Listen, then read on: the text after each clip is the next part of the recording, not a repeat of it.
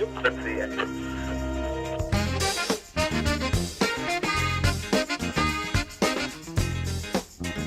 Alrighty, welcome to the After Hours of TC Restani, the podcast. Of course, we are emanating from the world-famous podcast Penthouse. I'm your host, TC Restani, and I'm here with my esteemed panel of experts, and I'm going to go around and introduce them right now.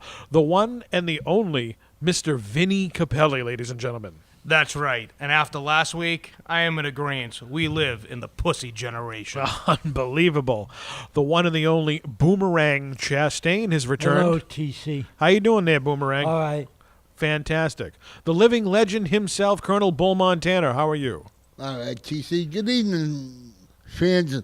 This is week 7. It is week 7 of the program, just like I said at the top of the program, but just in case they're tuning in, to remind them, week 7. Can you believe that it's week 7, South Boston Jeff? No, it's pretty good. How you doing, guys? We're doing fantastic. You caught me off guard there. I know, but you're swift enough. It's not week 8, right? It's week 7, correct? It is week 7. Week 7, okay. Just making sure. Why is that? I just want to make sure it's not week 6. No. I think of week 8, and then it gets me thinking of episode 8, and Well, that's a little ways down the line. I know. It just gets me excited, gets the juices flowing. So it's just week 7. So what's happened to everybody during the last 7 days since episode 6? I'm going to start with you, Boomerang Chastain. What have you been up to the last 7 days? Well, I've been going to the donut place. You've been going to the donut place. Taking a little walk in the square. It's your new hangout down there. Different donuts in Medford Square, which is in Massachusetts, for those people listening around the world. Give a little plug for your donut shop that you hang around there. Your new friend Jimmy, huh? Yeah. Does he hook you up with coffee and donuts? Yeah. What kind of donuts do you get? I like Boston cream. Boston cream, huh? Do you know Joey Bag of Donuts? No. Oh, all right. Never mind. So that's what you've been doing, huh? Little exercising out there, sucking down coffee and donuts, huh? Yep. Fantastic.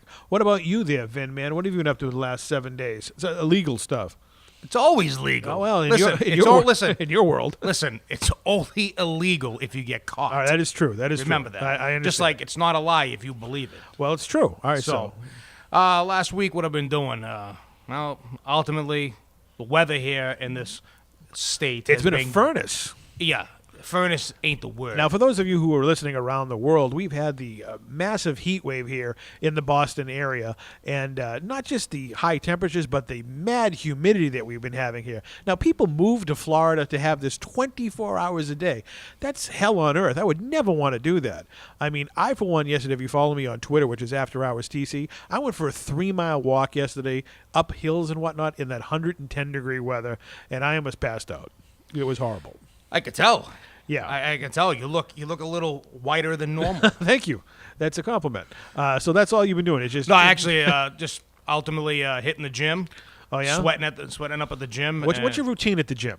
I do 5 to 6 days a week. Oh yeah. Because of my exceeded age, I am not the young pup I once was. Well, 5 to 6 days is still pretty good for a man of your elderly status. I change a routine. So instead of, a lot of people do 2 muscles at once, I do 1 muscle a day. 1 muscle a day. Pick a muscle group, and I do that 1 muscle a day. So I usually do about a half-hour workout, and it's about a half-hour cardio. Yeah. And then out of those 6 days, 1 day is straight cardio. And then you just go have a pizza after. No pizza. No, honestly, I haven't had pizza in about 3 weeks. Get out of here. I haven't been eating right, changing the whole lifestyle. What are you eating?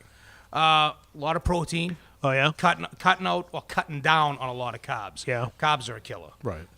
But, going from white bread to wheat to wheat wraps. Yeah, wheat wraps are good. And then cutting that down. A lot of chicken, a lot of salad, a lot of steak, a lot of protein.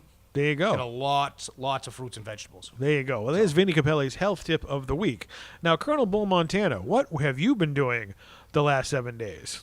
Well, as you know, we had a little incident down at the pizza place. Well, you give the name of it, the world-famous pizza kitchen. We've only mentioned on every episode. This is a record. I just want to say, this is the earliest we have plugged the pizza kitchen. Now, what happened down there? I heard you threw some people out of the pizza kitchen. That's right. They had a couple of, if you want to call the people that are in the bag doing junkies, putting needles in there. Doing junk bags, waste of life, sucking up my oxygen. Waste of life people come in at 9 o'clock in the morning. and we told them we don't serve pizza until 11 a.m. Yeah. They still were jumping, and I got up from my bench. I go, gentlemen, get out. We don't serve until 11 o'clock. The man has spoken. That's right. Did they come back at 11 o'clock to get their pizza? No, They probably did not. They probably OD'd on the beach or something, so you don't have to worry about that. Did they give you a hard time? They did, and I got up and I charged like a bull. Why didn't you call me? I would have been down there and you know me. Come on. You were We too go busy- back old school. You were too busy working out a muscle group. That's okay. I would have went down and flexed, a little bit for him.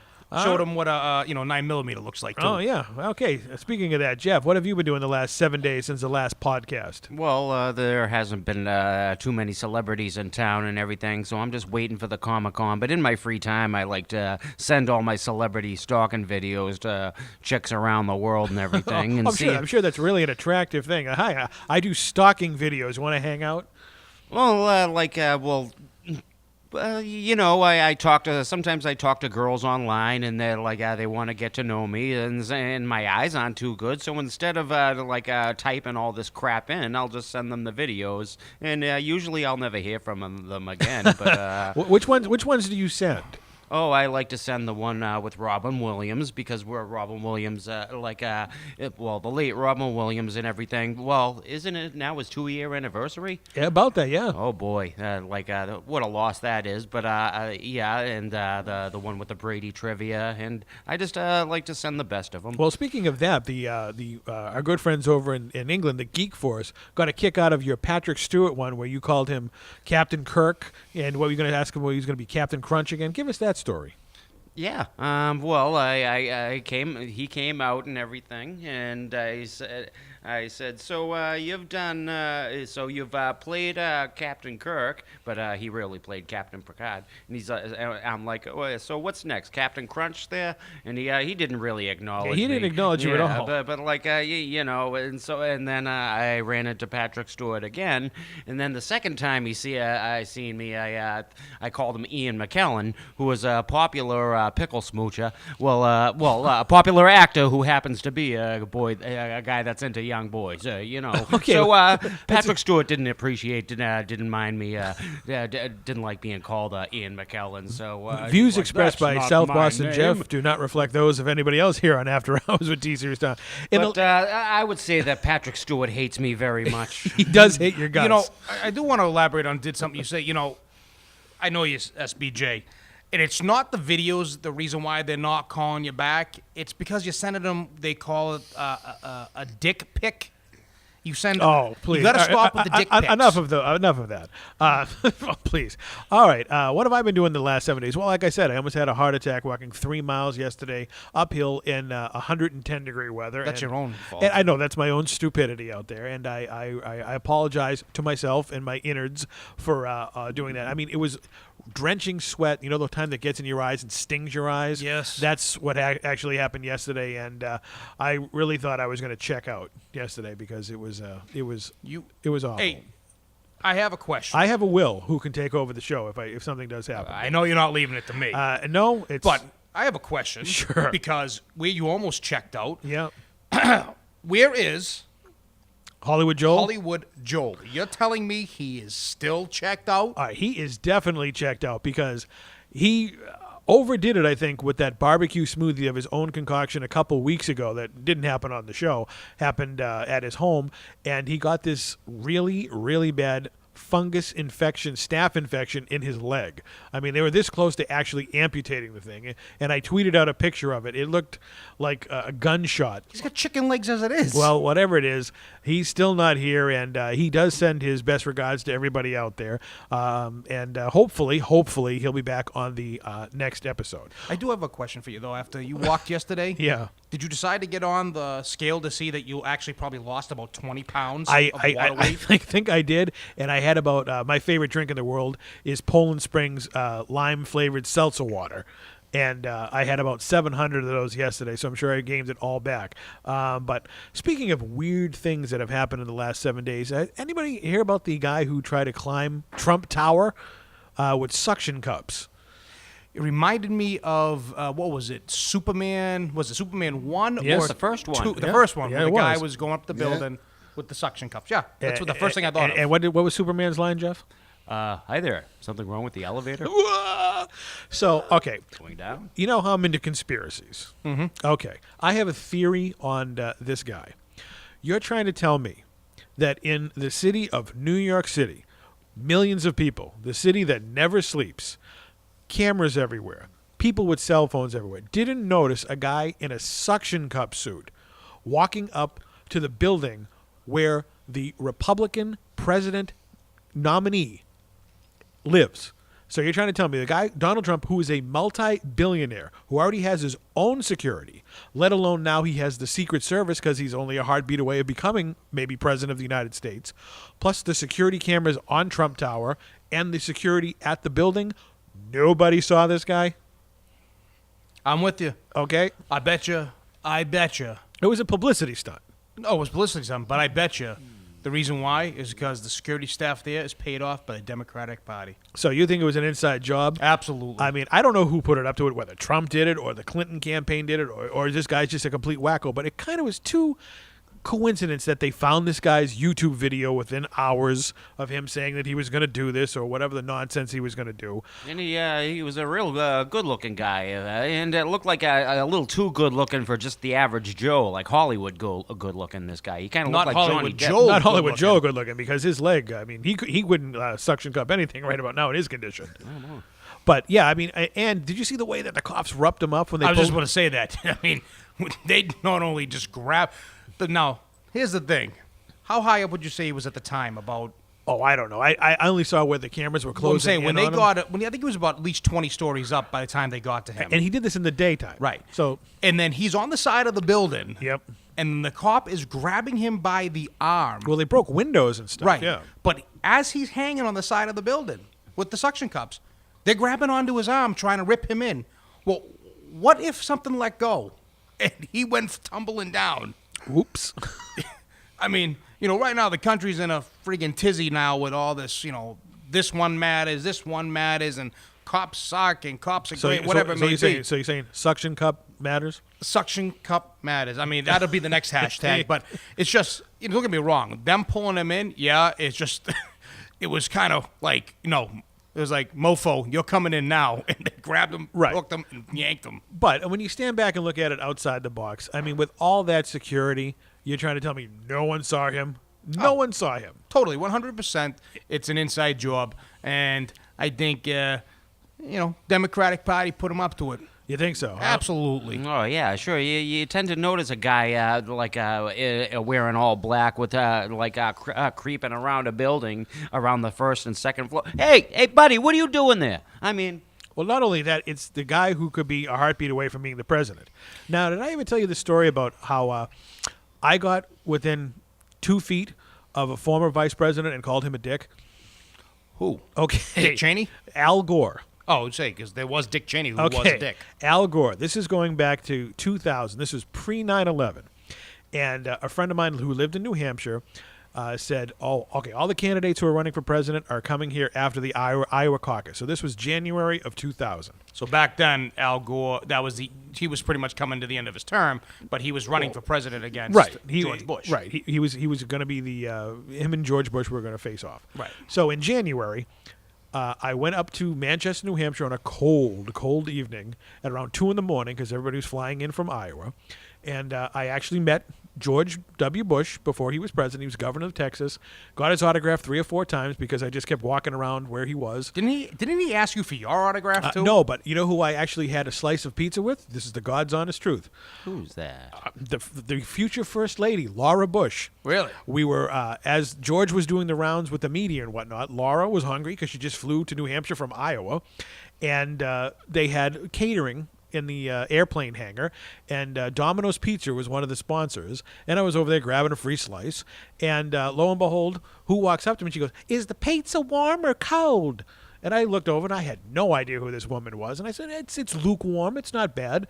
And then I went back to my friend and he was like, "Do you know who you just talked to?" And I have no idea. I go, "That's going to be the future First Lady of the United States." Well, I gave her advice on Domino's Pizza, so that's my claim to fame with the Bush family. But you know what, though? If you think about it, TC, now you talk about conspiracy theories. Just think, right?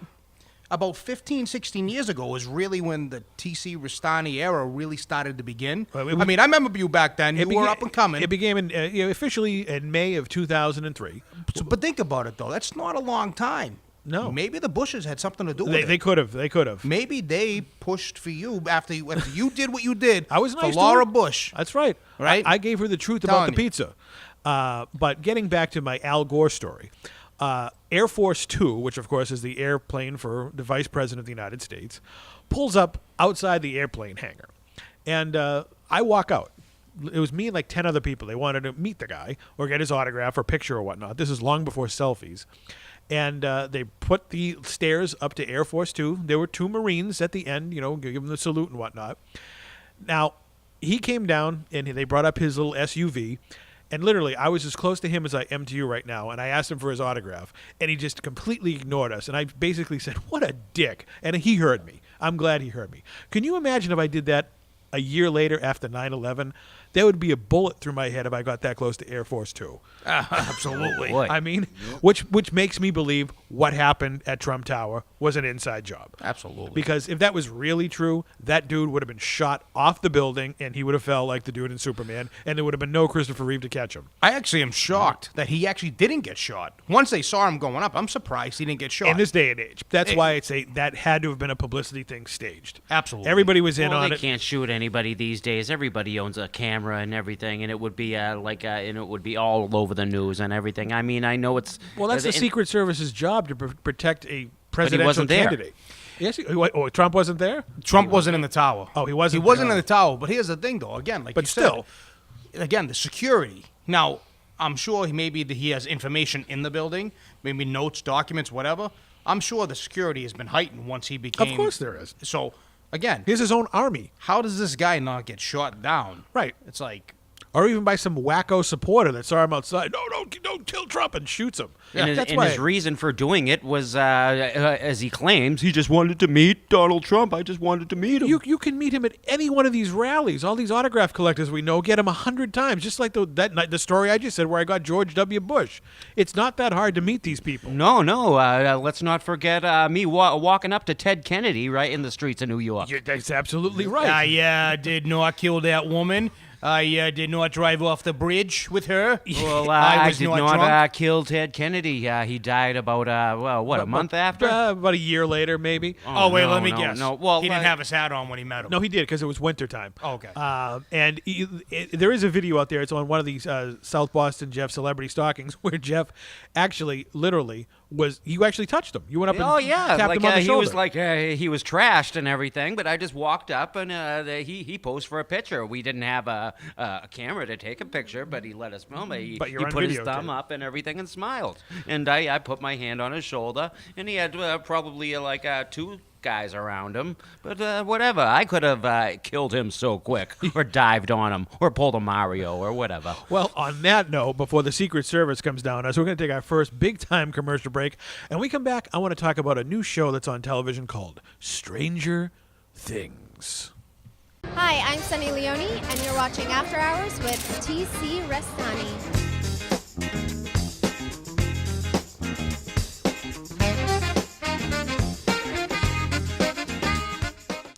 All righty, welcome back from that big-time commercial break.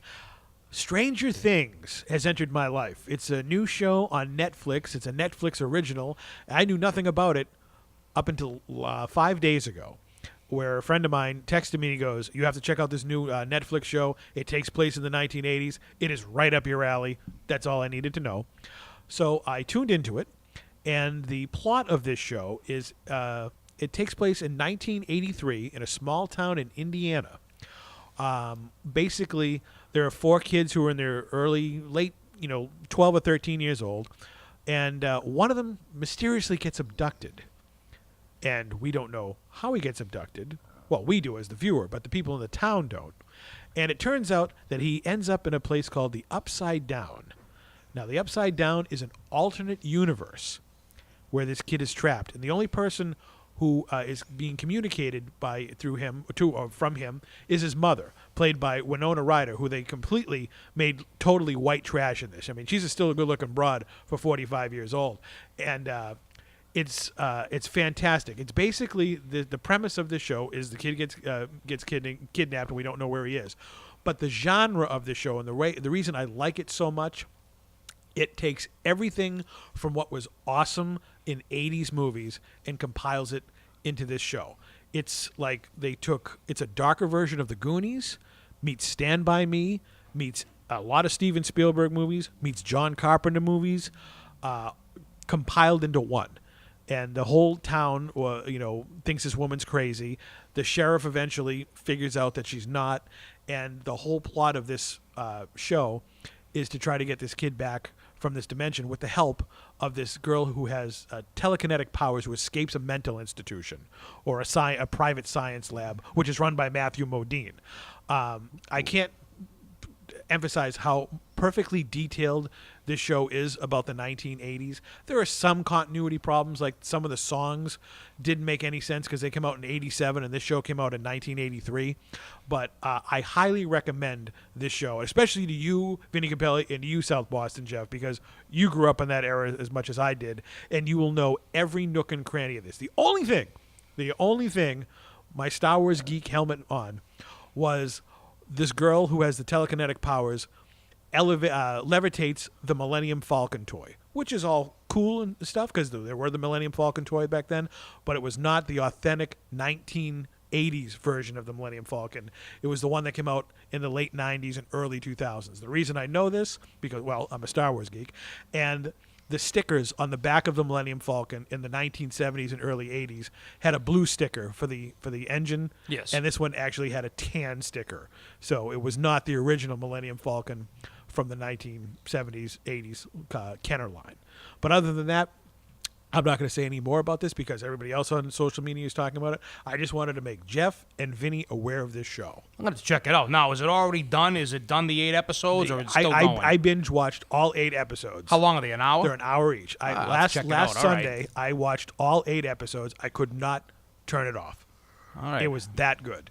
I have to check it It out. was fantastic. Once you finish it, I want to talk to you about it, and we'll just go over because I know you're going to love this show. I'll have to check it out this week. I've been telling everybody this is not a lie. This is the best television show I've seen since Breaking Bad. Really? It's that good. Really? I mean, Breaking Bad is outstanding. This, for our generation, and you can relate to every kid in this, every character has a purpose. There's no boring characters. There's no characters that are unexplainable why they're there. Everything was tightly knit, and everything worked out in the end. It was phenomenal. To check it out. I mean, and you love the music, Jeff. It's very reminiscent of John Carpenter music from Escape from New York and Big Trouble in Little China and whatnot. It was awesome. Like, I really love Matthew Modine. I'm not too much of a fan of Winona Ryder, but she was in a lot of 80s movies. She is fantastic in this, as this people who think she's psychotic. She's fantastic. Oh, Well, there's a maybe. reason why she is potentially psychotic. Did you know? Well, she was in Beetlejuice? No. That Winona Ryder was originally raised in one of those very extremist religious cults. I thought she was Jewish. No. She is Jewish. Her real last name is Horowitz. She was raised in look it up. She was raised in a cult. Yeah. One of these extremist occults or whatnot. Mm-hmm. And their family actually got her out. They actually got out of it, or she left. I Really? can't remember. One of the two left. I never But knew that. She was raised at a few. Like a Bohemian Grove cult or like a satanic cult? No, or, this is one of those type of religious or free. It was.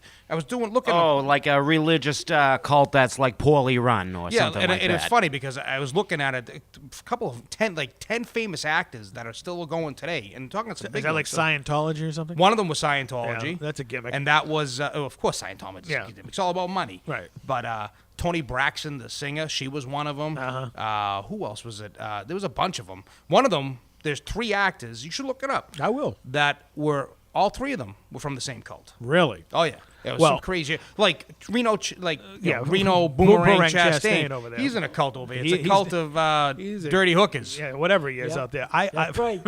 So, which leads to me to a question I'm going to ask the panel out here. Once again, if you haven't seen it, Stranger Things. Stranger Things on Netflix. But here's the question I have for the panel down here. What's the strangest thing you've ever seen in your entire life? All right? I'm going to start with you, South Boston Jeff over there. What is the strangest thing that you can't explain that you saw in your entire life? Okay, well, I think you were with me at this one over do you remember our old wrestling buddy, the Jackal? Remember Sure. that time he whipped out that Jackal. video? He always had the craziest pornos I've ever seen. But we were over there one time, and we were like, "Hey, what's this Barnyard Buddies one?" Okay, well, that's not the strangest. I'm talking about something you can't explain. That was some wacko porno movie. Okay, all right. Please tell me you So didn't what you're watch it. saying? All right. So what you said, like a Like- phenomenon, like a Yeah, ghost sighting or something like that you that. can't explain. Going over the Jackal's house and watching an X-rated movie, that's not really that strange. That's common. Oh, well, I had to explain that to a psychiatrist one Well- time. But let's think about this. The strangest bewildering thing Right. I've ever seen. like the plot of this movie. This kid gets sucked into an alternate dimension. Something that you can't explain that happened in your life or you've seen in your life. And it's always, When I was a little kid and everything, probably about 6 or 7, my sisters had a Raggedy Ann and Raggedy Andy doll. Yeah. And they used to keep them on a chair outside the window and everything. One time I was in my sister's room to borrow something and to borrow a hairbrush, to borrow a comb, and the Raggedy Ann doll was on the floor. So I went into the room to comb my hair, and to return the brush, I went back into the room, and then the Raggedy Ann doll was sitting in the chair. Yeah, that's a true story, and that's that happened to me at a very early age, and that's when I started to believe in ghosts. That's a lot stranger than going over the Jackals and watching one of his sicko movies. Oh, Did yeah, you know yeah. that real quick that the movie Annabelle? Remember the movie Annabelle about the possessed doll? Yeah. I've heard of it. It's based sure. on a true story. Yeah. The actual Annabelle doll is a Raggedy Ann doll. Wow. Yes. Wow. Oh, no, I did not know that, Yes. and Raggedy Ann had some very She was a very weird cartoons back in the 30s and the 40s and everything. But yeah, okay, yeah, so what you're saying is That's pretty strange. well, yeah, and there's more than one Raggedy Anns are out of print and everything, but I would never buy one now. It appears that maybe all the Raggedy Anns were possessed. You never know down Oh, there. jeez. Colonel Bull Montana, you've lived a strange things life. What is the strangest thing that has ever happened to you? Well, you've seen that you can't explain. Well, one day, about last year, I was down the beach, and I looked up into the sky. I seen it wasn't a plane, like a green square box. Really? Yeah. A green square box flying around. Was this daytime or nighttime? It was during the nighttime. Okay. And you just can't explain it. You saw this big green cube flying around Revere Beach. Right. Now, did anybody else see this, or were you having a little cheeky medicine? No, a gentleman by the name of Mr. Fitz seen it. Mr. Fitz saw it too, huh? Yes. Now, did this thing make noise? No. It didn't. It was a silent cube flying Yeah. around Revere Beach, Yes. which is kind of weird because it's right next to Logan Airport, so it would have been maybe picked up on their radar or whatnot. So really, that was it, a strange Yeah. green cube. How long was it up in the sky for? It was up there for a little while because I called my buddy Fitz. I go, Fitz, come outside. And I go look at it, and he's seen it too. Oh, yeah? Yeah. Wow. So you have no explanation what that was, huh? Oh. Okay, Vinny Capelli, the strangest thing you've ever seen in your existence here on Earth. Well, it's actually one thing that's it's happened to me, Uh-oh. and then the other thing I have to tell you about real quick. Okay. So let me explain to what it's happened to me as a child, As a child. where I grew up. Yeah. To this day, To this day. I can remember a reoccurring nightmare Uh-huh. that was it was an identical nightmare. It happened when I slept in a certain room of the house. This is no joke, and that this nightmare was consistently the same nightmare, and I had it over and over and over again. I have one of those with Salma Hayek. Well, no, this Okay. isn't one of those. Okay. It got to the point where at one time, no joke, I swear I woke up and I was above my sheets. Kind of like Sigourney Weaver in Ghostbusters? And something, yes, just that were I you was awake or- wanting or to you were get down, asleep? and something, I woke up, Okay. and something was holding me up. Oh, yeah? To this day, and I've driven by there. When I drive by this old apartment where my parents lived at the time, there is an utter sense of dread. Oh, we have I to now go there. met somebody Yeah. who actually lived there Yeah. and said they experienced a very similar experience. And I asked the person, I says, "Did you sleep in the back room?" And I can remember the apartment vividly. And they said, "Yeah." And they had a very similar experience. And that is what happened to me. That's when I believed in ghosts and all that stuff. That's weird. Now, the other thing is, and you have to look this up. Okay. So there was a Mike Tyson fight back in the early 80s, mid to early 80s. Sure. Mike Tyson, former heavyweight champion of the world. There is a legitimate photograph, not photoshopped, of a gentleman in the stands using a camera phone, and you could see the outline. I have seen of the that. camera. I Have have you seen that. Yep. Yes. Well, don't forget, if it was a fight that took place in Japan, that's quite possible. No, this took place in the States. Okay, because if it took place in Japan, their technology is years I ahead agree, of ours. but the technology back then, there was no such thing as you can see the gentleman holding the thing. Now, granted, maybe it was a specially made camcorder or something, but Who it knows? definitely looks like what would look like almost like a Samsung or an iPhone in his hand. Ah, time travel then, So, huh? Just saying. Okay, what about you, Rena? What's the strangest thing that Speaking ever of happened to time you? travel. And stranger things. Go on, Rena. What happened? Well, when I was young, a little kid, Which I've is a been long hearing- time ago. I've been hearing ghosts in my house on 85 Martin Ave, Right. and we have ghosts in our house. What did they say to you? Well, we hear voices down in the cellar where I used to live on, the apartment downstairs. Oh, yeah? My mother's upstairs, I live downstairs. What did it say to you?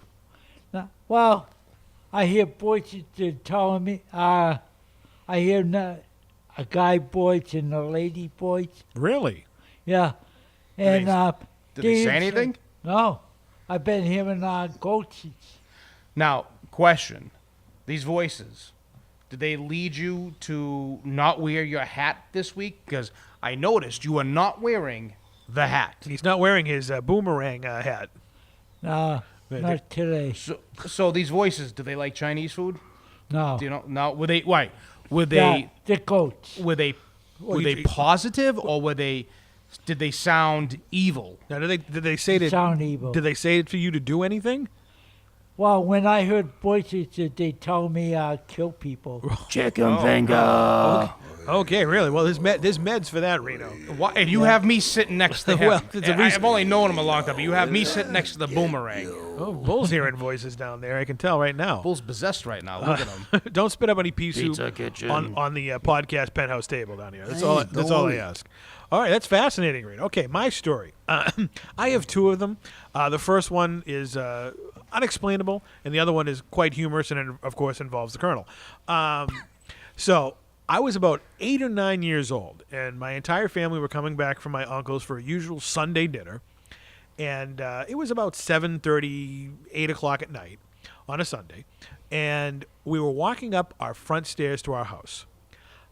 Out of nowhere, this blinding red light comes from above.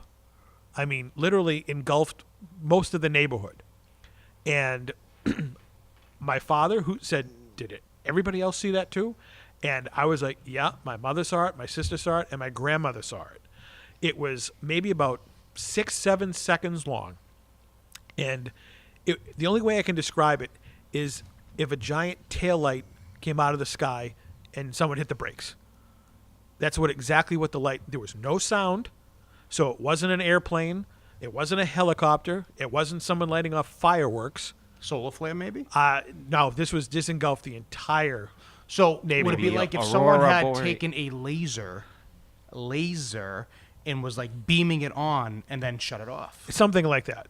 Conspiracy theory, Well, possibly. I have no idea. To this day, it's never happened again, and it was at night, so I couldn't. There was no clouds in the skies either, and I cannot explain it. It was like, imagine like an X-ray, go bzzz, but with no sound, but just illuminating red light. Well, thank God it wasn't green, because if it was It green, would have been Bull's Cube. or it could have been potentially the Death Star getting ready to blow up Alderaan. Alderaan, because Alderaan does kind of look like Earth. They may have gotten it They could have. Yeah. No, it sounds more like Close Encounters of the Third Kind. to me, It does. whatever. So I have no explanation to this day, almost 40 years later, of what the hell that was. And if it was just me that saw it, it could have been hallucination, it could have been, whatever.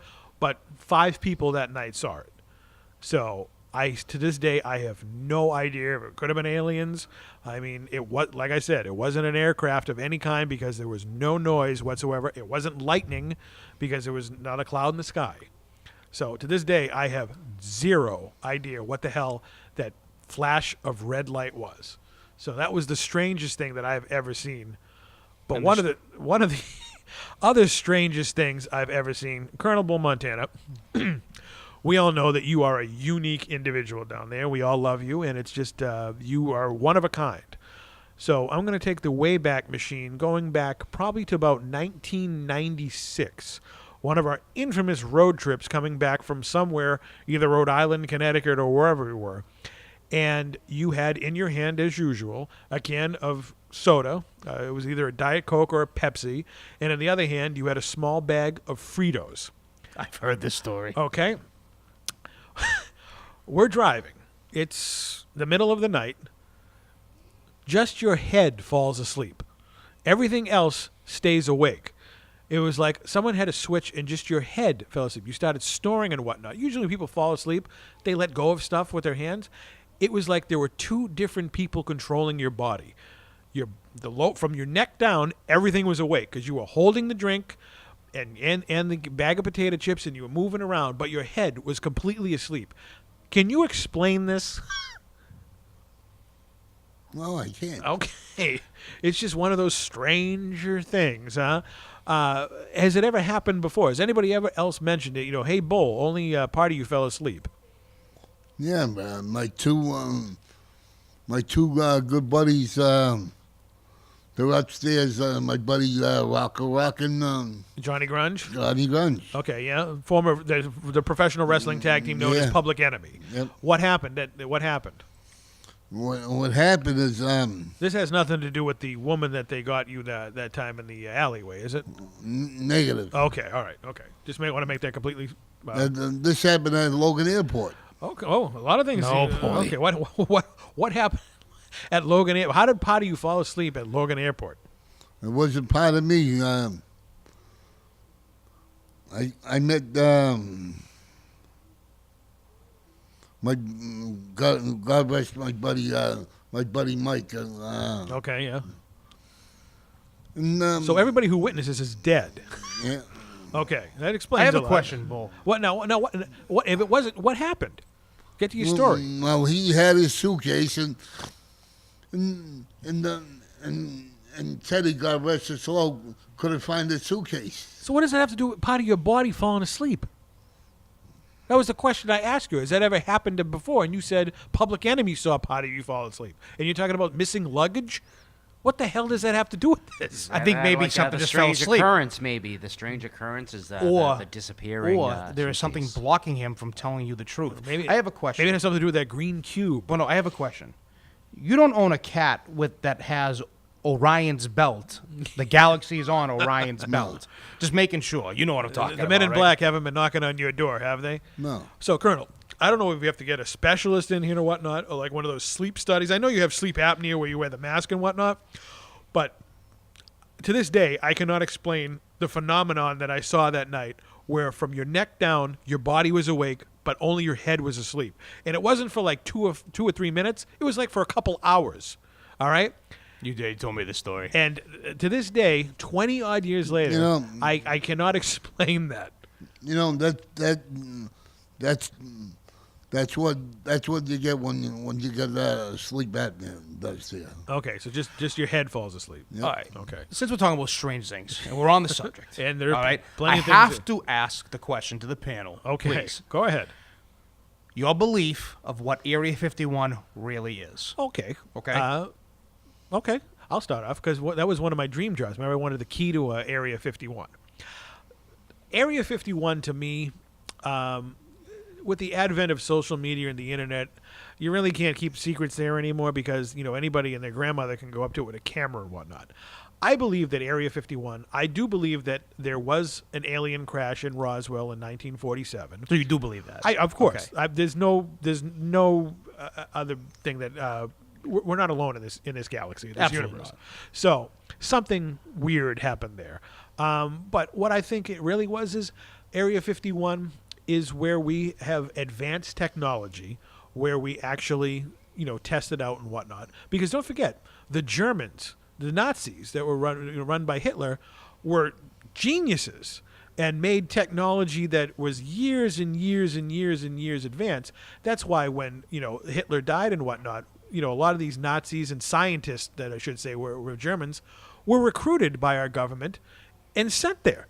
So, they're probably like 10 to 15 or maybe even 30 years ahead of us on technology there. I guarantee you they had the internet back in the 50s there. You think so? No question. Al Gore didn't make it, even though I did call him a dick. I think that's what's going on at Area 51.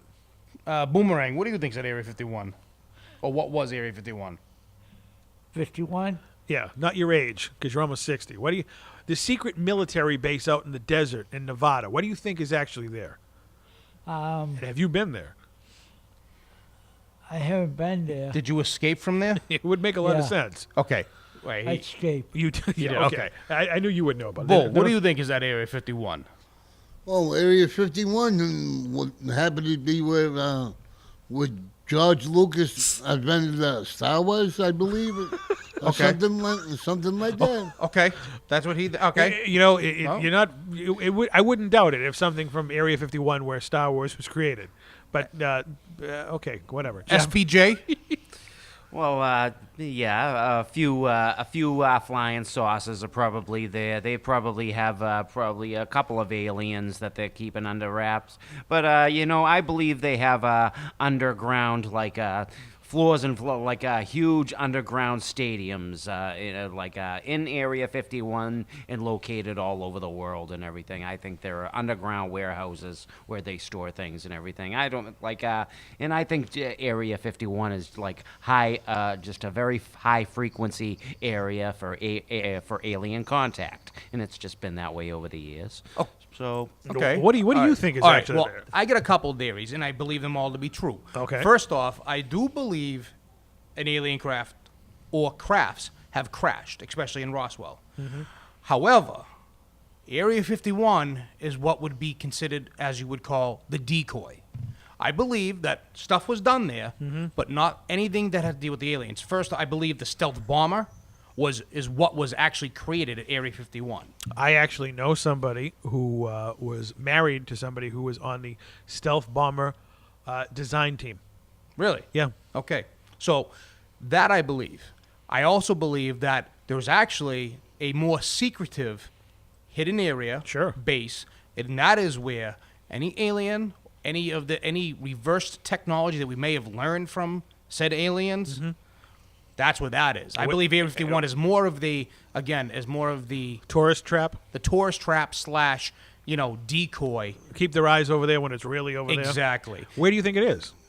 Honestly, I think it's in the mountains, either in the Rockies or definitely in that area. I'd go But with there Al- is one other thing. I'd go in Alaska if they were going to hide anything. It's quite possible, but it's they're so barren out there and everything they can do, and it's definitely buried in the ground. Well, that's where without a doubt. HARP is. You know what HARP is? Yes. That's located in Alaska. The weather machine that Yes. really controls the weather.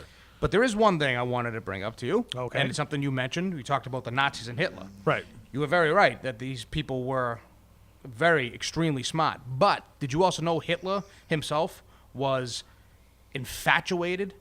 And this is actually based from Raiders of the Lost Ark. He was actually infatuated with the supernatural, Yeah. and was actually had people out looking for legitimate artifacts that he thought would help him dominate the world. One of them being what was called the Spear of Destiny. The Sphere of Destiny. The Spear of the Destiny. Spear of Destiny. It is the spear that ultimately killed Jesus Christ. Really? And supposedly that anyone who is in control of the spear can rule the world. Do you know who else was really into the supernatural? Jackie Gleason. I heard that. Jackie Gleason actually made a house in the shape of a UFO down in Florida. And he was and you know who actually took him to Area 51? President Nixon. Really? And swore him to secrecy, never to say what he saw there. Really? Yep. So I don't know if they killed Jackie Gleason. Yeah, he died in the late 80s, so when Nixon was president would have been the early 70s. So Now, here's a question real quick. Is it true that the presidents actually do not have top secret clearance to get them into an area like I Area think 51? the only president that ever had any clearance like that was Bush Sr. because he was the head of the CIA. He was the head of CIA. So he knows what that guy knows. I'd love to do a Vulcan mind meld on that dude. Imagine that. I mean, what he must know. And notice all these people, he's still alive, and he's like 90-something. They have the fountain of youth or something, because all these wacko Illuminati people, like the Rockefellers, they're in their mid-90s, and Henry Kissinger, and all these people are still kicking. So they must know something that we don't. I mean, like the Queen of England, for Christ's sake. How old is she? You know what's kind of scary right now is I'm looking at you, Yeah. and I can tell Reno Boomerang Chastain is actually getting antsy right now because of this conversation. No, I'm wondering if he is actually an escapee from Area 51. He just wants Chinese food. Who you No, kidding? are you an escapee? Be honest. Are you an alien from another planet? No. Are you sure? From a different sure. dimension? Yeah, from I'm a different sure. dimension? Yeah, From the chicken finger dimension? It wouldn't Yeah. surprise me. So, for those of you out there who are listening to us, tweet us at After Hours TC if you have seen some of the stranger things in your life that you can't explain, and maybe you can be a guest on the program. So, what we're going to do right now is we're going to take another big time commercial break. We come back. I have a celebrity interview. Stay tuned.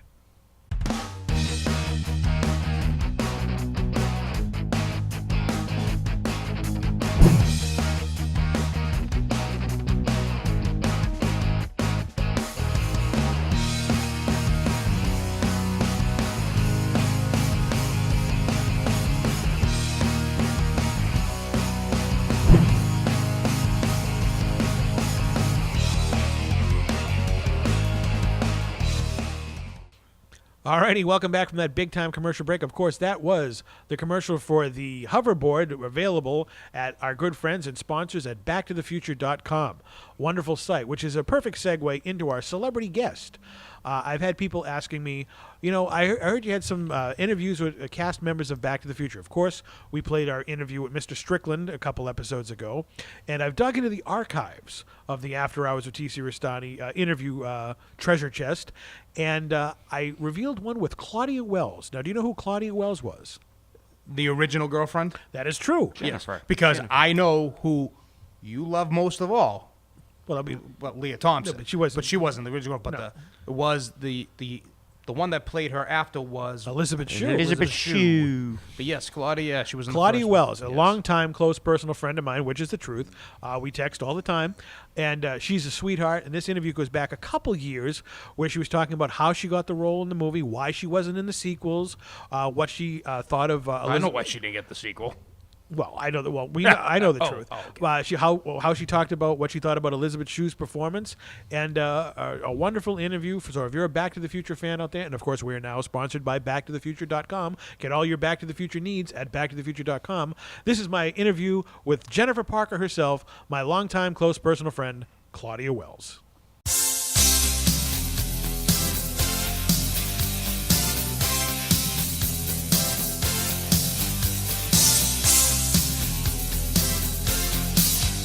Alrighty, welcome to this online exclusive interview. On the phone right now, all the way from Hollywood, California, is none other than my longtime close personal friend, Claudia Wells. Who's Claudia Wells? Well, she made Jennifer Parker a household name. Jennifer Parker, of course, was Marty McFly's girlfriend in the original Back to the Future. How's it going, Claudia? It's great, TC. Thank you for having me on your show. Always a pleasure to talk to my good friend, Claudia Wells. Now, for the fans out there who don't know, how did you get your start in the world of acting? Actually, I started in San Francisco when I was 8 years old in opera at San Francisco Grand Opera House. Really? That was my official beginning, and I did 10 operas between the age of 8 and 12, and then talked my mom into moving to Los Angeles when I was 14 so I could have a real acting career, and it just worked out great. So you want to be the next Pavarotti? No, but I was good friends with him. Now, you started off in doing TV series such as Fame, Simon and Simon, Trapper John, MD. What was it like going from doing these daily roles to co-starring with the biggest television star on the planet at the time, Michael J. Fox, in a little film called Back to the Future? And how did you actually get the role of Jennifer? Well, that's a very good question. I actually starred in 5 TV series. It all went for about 7 episodes, and I was very blessed. I had worked with huge television actors, Ed Asner, Eileen Brennan, Dean Jones from Herbie the Love Bug. I worked with a lot of great actors and great directors. So working with Michael was awesome, but I'd already worked with really high-level actors, so it wasn't like a ooh la la type thing for me. It was more just very exciting that was my first movie, and I was in a Steven Spielberg project, which is anyone's dream. And how I got it was I auditioned for the starring role in Gremlins, Goonies, and Young Sherlock Holmes, and all 3 parts, it was down to me and 1 or 2 other girls. So by the time I went into Amblin again for Back to the Future, it was all the same producers and casting people, and I just walked in and I said, hey, it's me again. And I had 1 audition that was this awesome experience for 2 hours with Steven Spielberg and a guy who was on his 11th callback for Marty McFly. And I got the part from there. Just 1 audition. Now, when they were making Back to the Future, everybody knows that Eric Stoltz was the original Marty McFly. Did you have a chance to film any scenes with Eric? Actually, we didn't film scenes, but we did photo sessions for there was supposed to be a picture in his wallet of me as his girlfriend. And I'd known Eric because we'd both studied with the great acting teacher Stella Adler in Hollywood. So I'd known him from when he first moved out from Santa Barbara with his long hair and hippie ways. He's a great guy, great actor. I haven't seen him in ages. Now, Back to the Future became the #1 motion picture of 1985, loved all over the world. What did it feel like having your first motion picture be such a blockbuster hit? I wasn't really aware of how popular it was until the last several years. At the time, I was kind of shy, and I was used to working, and so I don't love watching myself. I love the actual process of the acting. So I was a little oblivious to all that. It's just the last several years where I'm getting so much fan mail and interest in different, show opportunities that I see how much love is out there for the film and for my character, which is really a blessing and humbling and kind and all that good stuff. Are there any deleted scenes that we don't know of? You know what? There was one, and I can't really remember perfectly, but it was they did a different thing when Marty McFly's father wakes him up in the middle of the night and scares him, pretending to be some dream. I remember reading it and thinking it was so funny and not seeing it in the film, but I couldn't tell you any more details than that. Now, 1985 comes to the close. In 1986, you go back to the small screen where you take over the role of Linda Barrett, made famous by Phoebe Cates in Fast Times at Ridgemont High, in the TV version Fast Times. What was that like? That was actually fun. It was the first time I'd worked with a bunch of kids. I'd mostly been the only kid working with a bunch of adults. So, and amazing how so many of the cast members went on to become superstars. Patrick Dempsey was in that, who became Dr. McDreamy, and Courtney Thorne-Smith, who starred in a bunch of TV series. And we got to work with Ray Walston, who's, such a great old-time actor. And we got to work with the same science teacher, Vincent Schiavelli, who was in the movie, and then Ray was in the movie, and both of them have since passed away. So I'm glad I got to know them. And didn't Amy Heckerling actually direct a few episodes? Oh, yeah, she did. She's the one who cast me. And Moon Unit Zappa was the reality consultant, and then she ended up playing a character called Barbara. It was fun.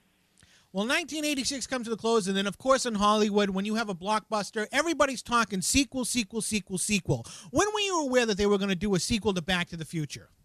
I kind of knew right when the movie came out. I think there was something toward the end, or I don't know. It was just Bob Gale used to talk to me about my character in the sequels and the storyline and things. We kept in good, close contact. Now, everybody wants to know, why did you decline to do the sequels? because my mom got very ill in between the movies. She got cancer, and it was just too much stuff going on at home. And I left acting, and I just left the whole thing and focused on what was going on at home. Now, did you get an opportunity when the films were released to actually see them in the movies to find out what happened to your character? I saw each one. It was totally different than the storyline for my character that was going to happen. But, you know, oh well. And have you ever got to run into Elizabeth Shue at all and say, hey? No, I've been dying to meet her. She's a great actress. I've loved her work in different movies. No, I would love to meet her one day. Unbelievable. Now, 26 years later, you get to do something a lot of actresses don't get a chance to do. You became Jennifer once again, reprising your role in the Back to the Future game. What was that like? That was absolutely awesome. You've done your research. I really, really loved that, and you're right. It never occurred to me to have another chance of opening up the life of Jennifer, and it felt right, and I got to hang out with Christopher Lloyd a lot because he was the other character from the movie that was doing the voiceovers, and I was honored and thrilled that they got me to do it, and they seemed just as excited as me, so it was really cool, really cool. Maybe Jennifer will have her own little sequel herself. That'd be great. Now, back in 1994, when you were away from acting, you opened up Armani Wells. Can you give the fans out there the 411 on Armani Wells? I can. Actually, I don't know why it's online that it opened in 1994. We opened December 19th, 1991, which will be 21 years next month, or the month after next. It's a very high-end men's resale shop. So I sell only high-end designers from casual to formal. You can get jeans, you can get tuxedos, suits, skirts, belts, pants, even T-shirts, jackets. But it's all high-end Beverly Hills, Rodeo Drive designers, and I sell it for about 80% less than retail. So a lot of it is celebrity clothing or gazillionaire shopaholics, and I buy and I sell. And it's been going for 21 years. I've got an amazing clientele, and I can send clothes to people all over the world. I'm just about to get clothing on my online site that I've had forever, ArmaniWells.com. And people can also schedule personal styling appointments where I take care of them personally. And I seem to have a real skill and talent at making men gorgeous. And it's fun, and they get great deals and walk away really, really happy. Now, has anybody come in off the street not knowing who you are, then all of a sudden going, hey, weren't you Marty McFly's girlfriend? Yeah, that does happen. And I'm always shocked that they have such a clairvoyant memory from so long ago. And I've also had people who fly in I've had people from Hungary, Germany, France, Italy, and they fly in to come into my store and meet me, which is really flattering. That's unbelievable. Almost 30 years later. And it's a great feeling when the fans remember something that you only thought was just going to be a little tiny project, and now it's lasted the test of time. You're right, TC, because it was actually the smallest part I ever had. And it's the most memorable one. It's the one that everyone remembers, and I'm so blessed that that's the part I got. It's just perfect fate. Now, getting back to the sequels of Back to the Future, was there anything that you would have done different? Well, my role would have been different. Yeah. My part, the way it was described to me, was really big, and throughout both movies. So I would have been different because my role would have been different. And also, Jennifer Parker was very much who I am, who I was. So it came very naturally to me. Now, the final question is, as we approach the 30th anniversary of Back to the Future, now everybody wants to know, is there going to be a Back to the Future Part 4? I'm probably going to say there isn't going to be one, but if there was going to be one, what kind of storyline do you think you would like to do in it? There won't be one, and Bob Gale's been very, very clear about that, because unless Michael can be Marty, there won't be another Back to the Future. So I won't try and put my ideas on perfection. They did such a great job, and it was such a perfect combination of people and experiences. I think I'm just going to leave it at that wonderful trilogy. And that if anyone wants to get autographs and they can't make it to Rhode Island or to other different shows that I sometimes do, if they go to ClaudiaWells.com, I personally signed Back to the Future pictures, and I shipped them all over the world, and I'm happy to do that. Unbelievable. Now, I have been fans of a lot of movie series and met people from the movie series, but Back to the Future stars are some of the greatest people on planet Earth. Aw, thank you. I'm looking forward to seeing you next weekend in Rhode Island at the Rhode Island Comic Con, and it's going to be one fantastic time, Claudia. Thank you, and a shout-out to Stephen Clark for hooking us up, and BackToTheFuture.com, which is the official BackToTheFuture.com that Universal backs. Well, it is the holy grail of Back to the Future websites. My good friend for 22 years, Steve Clark, out there at BTTF.com. Everything you ever need to know about Back to the Future, that guy knows it. That guy is unbelievable, and I want to thank him for personally hooking me up with my longtime close personal friend, Claudia Wells. Thank you so much for having me on your show, TC. The pleasure was all mine, Claudia, and we will see you in the future.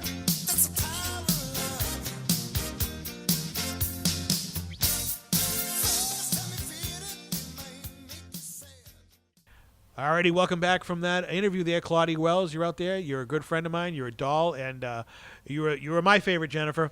So, BackToTheFuture.com. You don't like Elizabeth Shue? I love Elizabeth Shue, but Claudia Wells will always be Jennifer to me because it was in the original one. It's true. And as she mentioned in that interview, her mother got sick and she quit the acting business, so that's why they had to recast her. And if you noticed, Elizabeth Shue really didn't have a big role in Back to the Future 2 and 3. Not that much. It was kind What'd she do, sleep on a porch? She did sleep. Oh, she slept on a porch. I would love to sleep on a porch with Elizabeth Shue, but that's a different story for a different time. I'd love to sleep with Elizabeth Shue, but, Stranger things have happened. But speaking of that, thanks to our friends over at BackToTheFuture.com for actually hooking that interview up for us a few years ago. All right, it is the topic of discussion around the table during the commercial breaks was yesterday. We are recording this. Today is the 12th day of August in the year 2016. And last night, Disney and Lucasfilm released the anticipated second trailer to the original Star Wars anthology movie, or it's now called a Star Wars story, Rogue One. Now, I know Vinny Capelli texted me about 15 times last night saying, did you see it? Did you see it? Did you see it? Did you see it? And I said, have you stopped texting me? Yes, I can go back and take a look at it.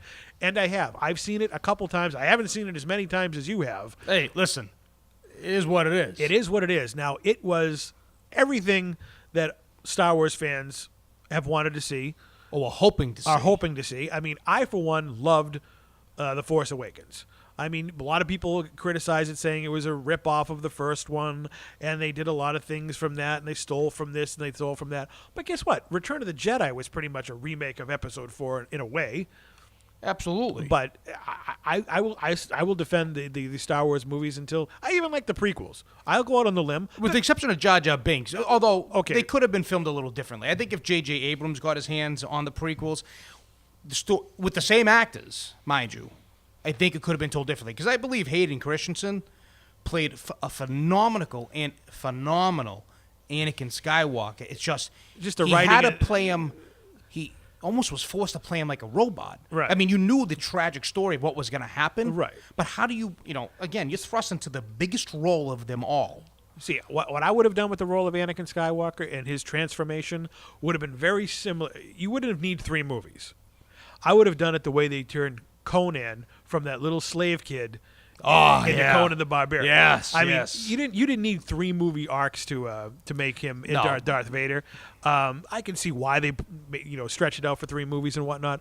But Money. Well, not only money, but Well, Lucas started Episode 4, so you had to have Episode 1, 2, and 3. right. And the whole focal point, you couldn't have met Anakin in Episode 2 because it just wouldn't have made sense.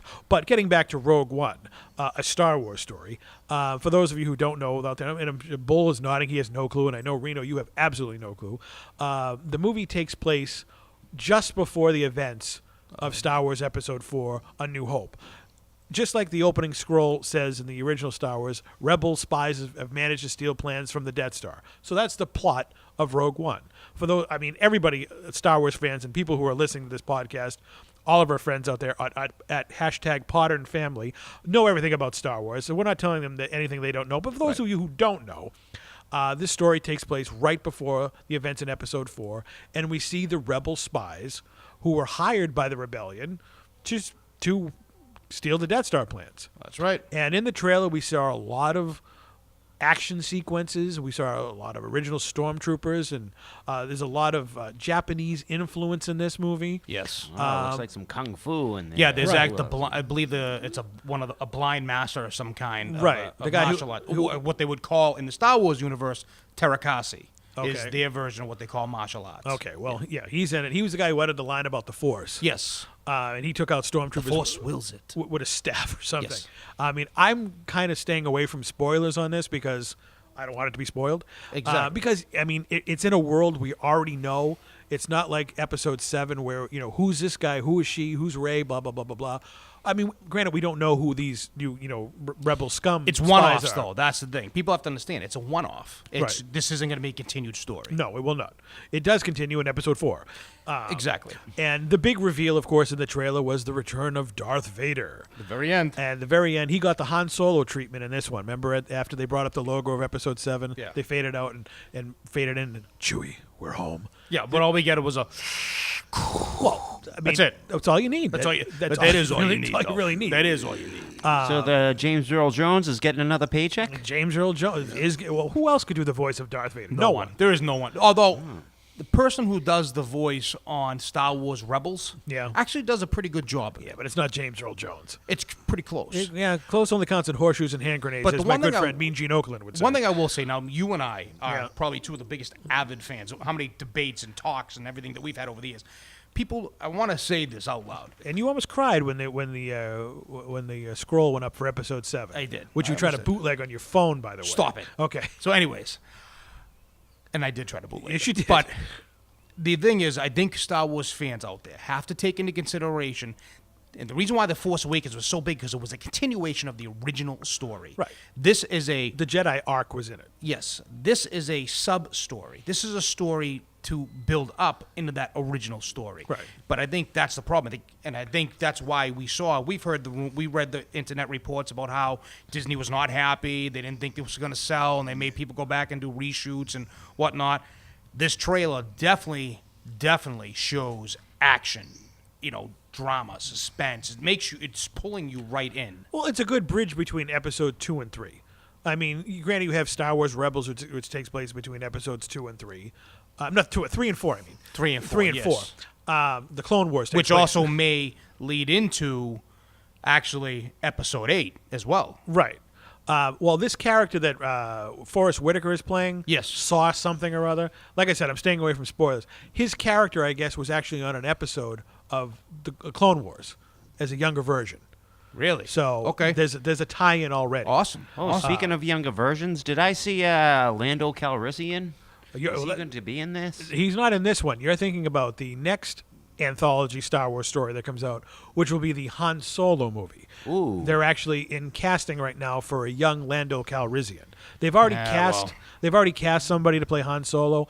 Oh, and I know. if I was casting it, the person that should have gotten it, and I do follow him on Twitter, and if he's listening out there, should have been Anthony Ingruber. Look up this kid. He looks just like Harrison Ford, and in fact, he actually played a young version of Harrison Ford in some movie that Harrison Ford, Life of Adeline or something that came out a couple years ago. And the way he got discovered was he posted YouTube videos of him doing Harrison Ford impersonations. This kid's from Australia or New Zealand. So if Harrison was over there making a movie, he had to have had a role in the hay with this kid's mother because he looks too much like Harrison Ford not to be related. And they completely dropped the ball, Disney, by getting someone that Steven Spielberg recommended. Of course. I mean, it's all in the family. It's all about this. It's all about this. But if I was casting it, look up this kid, Anthony Ingruber. That is the person who should have played Han Solo. All right, can I put out one more spoiler? Can I give a spoiler away? Go right ahead. The third movie, the third anthology movie, I can't wait. Boba Fett. Boba Fett. Right. I can't wait for that. It's going to be That fantastic. will be, if Disney's smart, that will be the movie of all of the three. That will be the movie. There's a rumor, I don't know if it's fact or not, that Boba Fett may actually appear in Rogue One somewhere. It would make sense. And the tie-in that I think would be awesome if I was writing this movie was obviously these rebels who stole the Death Star plans have to die because we don't see them in episode 4, 5, or 6 or even make reference to them. So, tragically, I don't think there's going to be a sequel to Rogue One. So these people either mysteriously disappear or they die. And I think the line from The Empire Strikes Back is a key. Which It line? is a secret. When Darth Vader goes up to Boba Fett, I want them alive. No disintegrations. I think Boba Fett is the one who destroys the rebel spies in this, and Vader didn't want them to die. He probably wanted to torture him or something, and I think Boba Fett is the one who kills the spies in this. All right, you know after, what? After they've you given know the what? plans. You and I should have a little friendly wager. Okay. Because I think personally, the spies die because they're on a planet that the Death Star will destroy as its first planet. We already know the first planet destroyed is Alderaan. I've chastened his test destructive power on your home planet of Alderaan. That was the first planet they destroyed. right. That's right. That's the first planet they I just destroyed. lost. You just lost. So your Chinese is on you tonight. So we're now. It's a good thing we didn't we're, bet. We're 120 some odd days away from Rogue One, and I know me. Which happens to be on my birthday, December 16th. It is on Jeff's birthday, so we're going to be having a big birthday party for Jeff at Rogue One, and I'm going to wrap the show up here. But Are before we? we do that, speaking of birthdays. Everybody down here celebrates a birthday at least once a year, right? It's common knowledge for everybody on the planet, right? Yeah, pretty much. But Colonel Bull Montana's birthday seems to fluctuate and rotate around a lot sooner than everybody else's on the panel down here. And before we went on the air, your birthday is coming up next month. September 26th. That's right. I It's- know this only because it's the same day as my mother. It's your mother's birthday down there. And Colonel has been hinting, what are we going to do about it? Now, I asked you before the show, and Jeff is my witness. I asked you point blank, what do you want to do for your birthday? And you go, it's up to you. No, I'm here now. The whole world is listening right now. What the hell do you want to do for your birthday? Your 60th birthday. It only happens once. Here's the thing. I want to ask any of the listeners out there come up with an idea for TC Restani. Well, it's not my birthday. It's your birthday. No, I get the idea. It's a good idea. Well, we can do that down the line. But I want to ask you right now, what do you want to do for your birthday? Not some who's listening to us in Australia who has no clue who you are or where we can take you. It's not like we're getting on a plane to go I'm to gonna Vegas. name a place. Okay, you're going to name a place. Yep. All right. But then you had Suffolk Downs, Chinese buffet there. Okay, out of all the places you can go in the New England area, you want to go to a strip mall, all-you-can-eat Chinese food buffet. Yeah, I really- 12 I really- bucks. Yeah, I really had. But we already did that. For your 59th birthday, we took you there. You want to go back there again? No, I want to go somewhere else. Well, where do you want to go? I know you guys are going for lobsters, but eating lobsters someplace. Okay, yeah, the Nordic Lodge down in Rhode Island. Yeah. So, all right. Which is out of season. Okay, well, yeah, they don't close until December, but that's out of the that's not happening. We're going there in a couple weeks. Somewhere fun. All this is revolving around food, Bull. I mean, you want Chinese buffet, you want Right. lobsters. How about some amusement park? You want to go to amusement park? That's right. All right. How about Canopy Lake? Sounds good. Okay, because it's the only amusement park in the area. Candy So- Lake is located in the state of New Hampshire. New Hampshire, which is only from where we are, is only about a half hour away. So, all right. So you heard it here, ladies and gentlemen. Colonel Bull Montana, for his 60th birthday, wants to go to amusement park. Are we all? We're all in agreement. You want to go? Yeah. I mean, I'll go to the amusement park.